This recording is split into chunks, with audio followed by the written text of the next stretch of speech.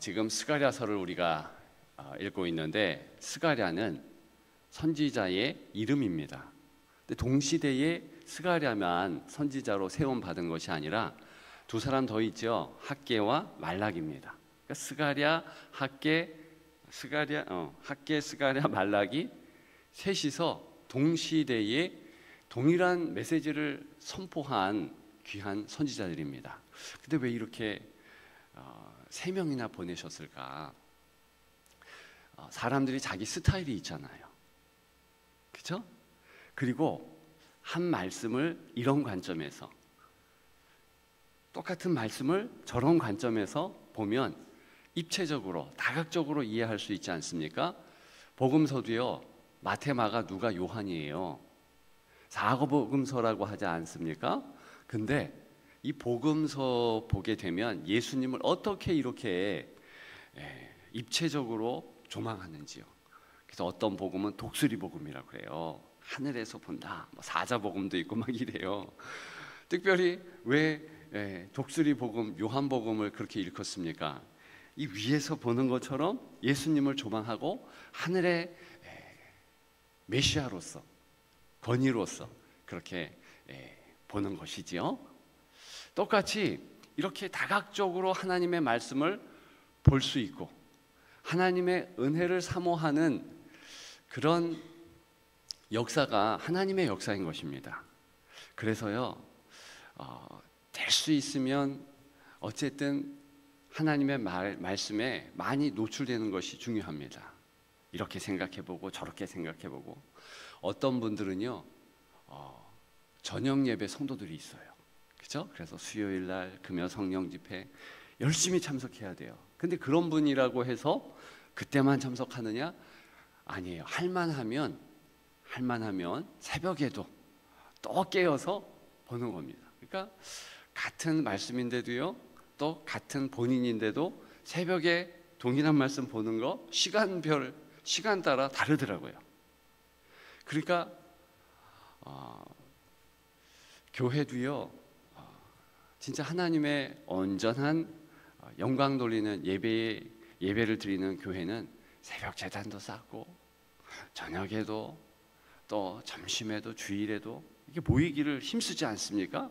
그런 예배 때에 다각적으로 하나님의 말씀을 이렇게 저렇게 계속 듣는 훈련을 하는 것이 사실 이렇게 스가랴, 학개, 말라기 한꺼번에 선지자로 보내신 하나님의 마음을 아는 것입니다. 어쨌든 깨어 있어서 그렇게 하나님의 말씀 안에서 살아가는 여러분들 되시기를 축복합니다. 그런 말씀의 사람들의 특징이 있습니다. 10절입니다. 다 같이 읽습니다. 여호와의 말씀에 시온아 따라 노래하고 기뻐하라. 이는 내가 와서 내 가운데 머물 것입니다. 아멘. 하나님의 말씀의 사람들은요, 노래하고 기뻐해요. 이것은 분명합니다. 아무리 시대가 어려워도 하나님의 찬양이 있지 않는 자, 아무리 시대가 힘들고 답답해도요, 기쁨이 없는 자, 누구 책임인가? 본인 책임이에요. 자꾸 남 탓을 하는데요, 성도는요, 그러면 안 돼요. 아니, 아무리 우리 나라가 정치적으로 여러 가지로 힘들어도요, 사실 내가 기쁨을 잃는 것은 그들 탓이 아니에요. 정치인 탓, 우리가 손가락질하는 이들이 있잖아요. 또 나를 힘들게 하는 직장 상사가 있을 수 있고, 가정에서도 자녀들이 힘들게 할 수도 있고, 다 그런 상황들이 있지 않습니까? 환경이 있어요. 그런데 오늘 말씀은 분명히 하자고 합니다. 네가 힘들고 찬양할 수 없는 것은 네 탓이다. 왜요? 말씀에 계속 노출을 받고 말씀 안에서 살아가려고 몸부림치면 그렇게 될 수밖에 없습니다. 여러분, 우리 결단하십시다. 노래하고 기뻐하십시다. 네, 노래하고 기뻐하는 오늘 되기를 소망합니다. 그게 바로 마틴 루터가 만들었던, 외우기도 쉽죠? 585, 585장. 내주는 강한 성이요, 그 핵심입니다. 그러면 어떻게 기뻐하고 노래할 수 있는가?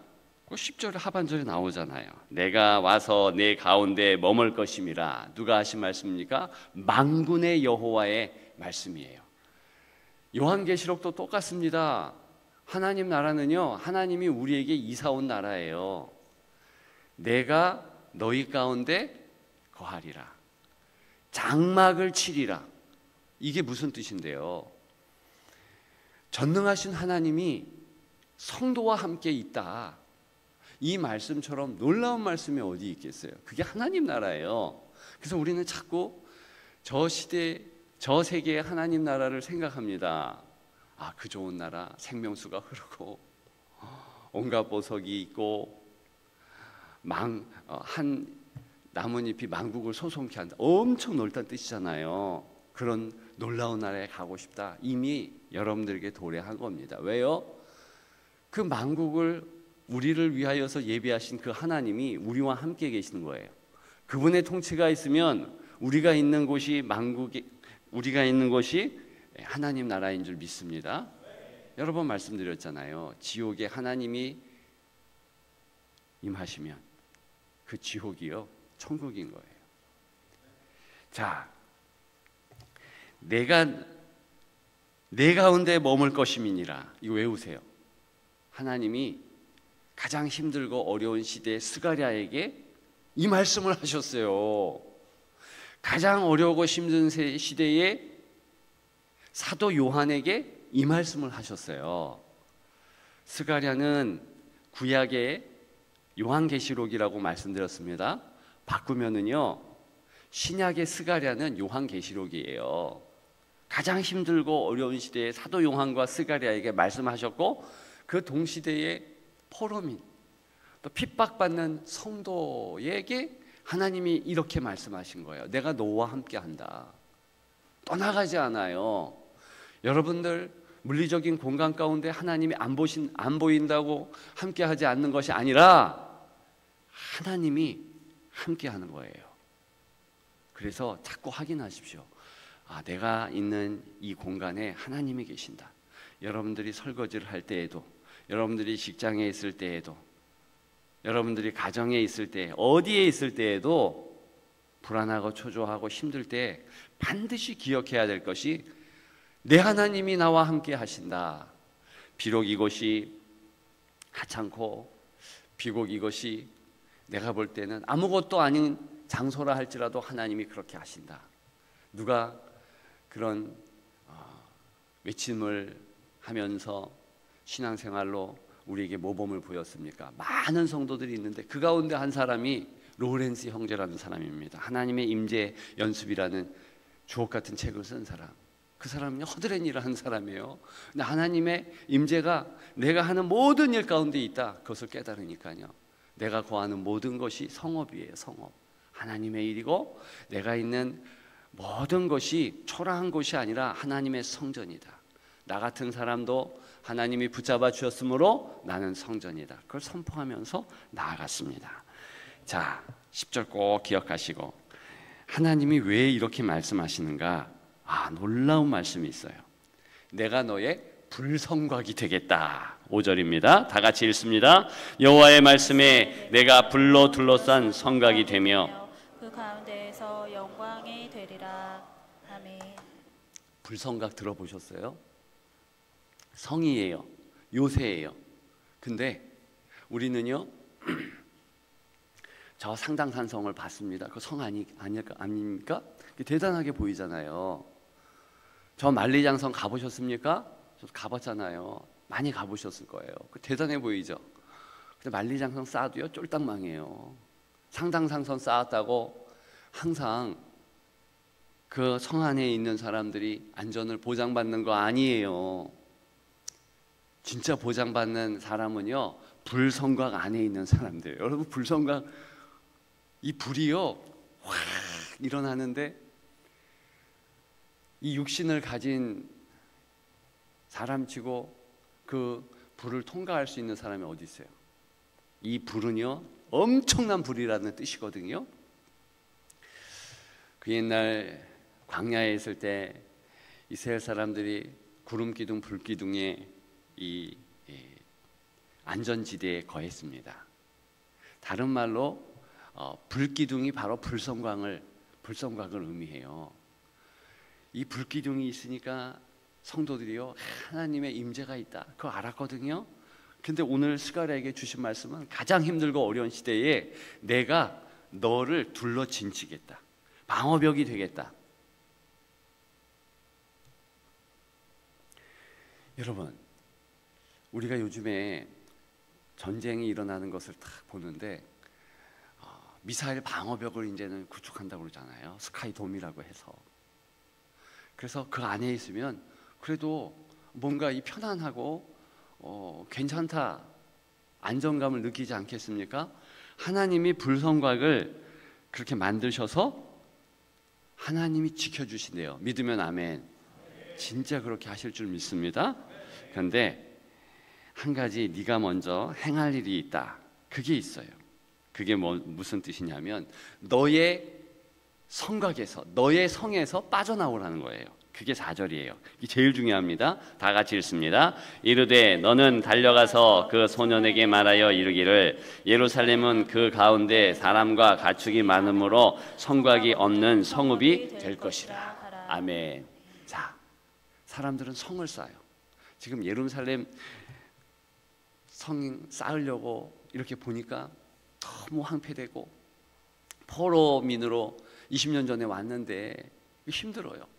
성전 건축을 해야 되는데요, 수룹바벨 중심으로 성전을 건축했는데 너무 열악해요. 쌓다 보니까 한숨이, 그냥 열강들이 와가지고 이렇게 불면 무너질 것 같은 성, 아무것도 좋아 보이지 않는 성전, 한숨만 푹푹 쉬고 있을 때 하나님께서 말씀하시는 거예요. 야, 내가 언제 너희들이 쌓는 그 성곽 안에 거하느냐? 내가 너희의 불성곽이 되고 너희들 성곽이 없는 성읍에 거한다고 확신해. 지금 여기 성곽 없는 성읍이라는 히브리 말이요, 정확한 발음은 모음이 중요한 거 아닌데 자예요. 펠라자. 이게 영어로 와가지고요 플라자가 되는 거예요. 플라자. 서울에 플라자 호텔이 있습니다. 플라자 호텔. 그 호텔에 이제 최초에 지은 설계자가 뭘 말하냐면은, 야, 우리는 넓은 광장을 가지고 있다. 서울역 광장에 있잖아요. 광장에 그러한 특징이 있는 데가 플라자라는 뜻입니다. 광장이란 뜻이니까. 그러면 플라자의 어원이 되는 오늘 본문의 이 성곽 없는 성읍, 자, 쌓은 성벽을 다 허물어뜨렸어요. 이게 좋은 겁니까? 안 좋은 겁니까? 이거 엄청 안 좋다는 뜻일 수도 있잖아요. 광장에 있으면 사방팔방에서 적들이 공격할 수 있잖아요. 이게 개활지 아닙니까? 개활지? 전쟁을 하는 사람들은요, 그곳은 피하라 그럽니다. 맞죠?